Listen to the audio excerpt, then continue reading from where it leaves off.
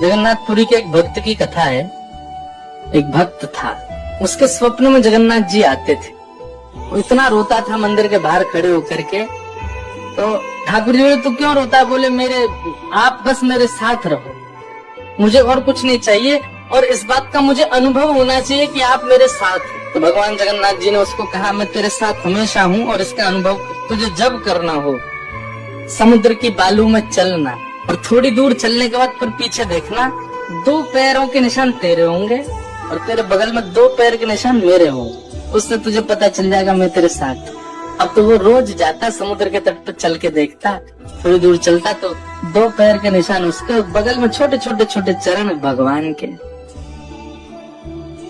इतना प्रसन्न रहता था। लेकिन ये उसके घर में कोई घटना घटी, माता जी का देहावसन हो गया, बहुत कष्ट में आ गया, इतना पीड़ा में आ गया, रोने लगा, बिलखने लगा अपनी माँ के जाने के भाव से। तुरंत दौड़ करके गया, मैं मन को शांत करने का एक ही तरीका, पता चले जगन्नाथ जी मेरे साथ। अत्यंत पीड़ा में था, जैसे ही समुद्र के तट पर चल रहा था, रो रहा था बहुत तेज तेज। पीछे मुड़ करके उसने देखा तो 2 ही पैरों के चिन्ह थे। जगन्नाथ मंदिर के बाहर जाकर बोला, मैं समझ गया, मेरी माँ का देहावसन इसलिए हुआ क्योंकि आप मुझे छोड़ के चले गए हो। अब आप मेरे साथ में नहीं हो। आपने कुछ दिन मेरा संग किया, उसके बाद मुझे अकेला छोड़ दिया। नाथ, आप ऐसा कैसे कर सकते? मुझसे क्या अपराध हुआ? रोने लगा, बिलखने लगा। जगन्नाथ जी रात्रि में फिर स्वप्न में आए। क्यों रो रहा था? बोले, नाथ, आप मेरे साथ थे हमेशा, और आज आप मेरे साथ नहीं थे। मैंने जाके देखा 2 ही चरण चिन्ह थे, और आज ही मेरी माँ का भगवत धाम गमन हो गया। इसका मतलब आपने मुझे त्याग दिया ना? मुझसे कोई अपराध हुआ है?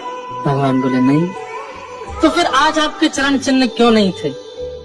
भगवान बोले, कल तक मेरे चरण चिन्ह थे क्योंकि तू भी चल रहा था और मैं भी चल रहा था, परंतु आज तू पीड़ा में आ गया तो तुझे गोद में लेके मैं ही चल रहा था। वो मेरे चरण चिन्ह, तेरे नहीं। मैं ही हूँ।